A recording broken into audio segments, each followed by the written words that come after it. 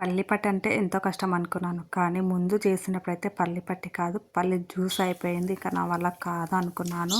కానీ next time అయితే try చేయాలి, ఎలాగైనా సరే చేసుకోవాలనేసి అయితే ఇక బెల్లము పల్లీలు అయితే తెప్పించాను.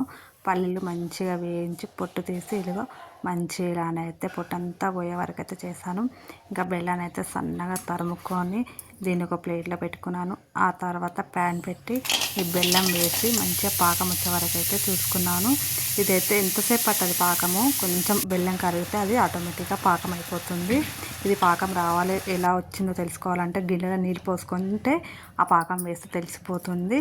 ఇలా గట్టిగా పడితే పాకం ఈజీగా వచ్చినట్టే. లేదు ఇంకా పలసగా ఉందంటే మనం ఇంకా కొంచెం సేపు కూడా దీన్ని పాకం పట్టాలి. ఇలా మంచిగా వచ్చింది గట్టిగా, ఇలా పాకం వచ్చింది అంటేనే పల్లీలు కూడా వేసి మంచిగా ఇలా కలుపుకోవాలి. పల్లీలు మొత్తం వేసేసి ఆ తర్వాత ఒక ప్లేట్ తీసుకోండి, ప్లేట్కి ఆయిల్ అప్లై చేసి దాంట్లో పోసి మనం పూరీలు చేసే బెల్లం కట్ట ఉంటుంది కదా, దాంతో ఇలా మంచిగా రోల్ చేయాలి.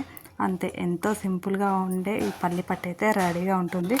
ఇది కూడా ట్రై చేశాను, కానీ నాకైతే బాగా నచ్చింది. ఒకవేళ మీకు నచ్చిందా లేదా అనేది వీడియో చూసి నాకు కామెంట్ చేయండి, సబ్స్క్రైబ్ చేసుకోండి, షేర్ చేయండి. Bye bye.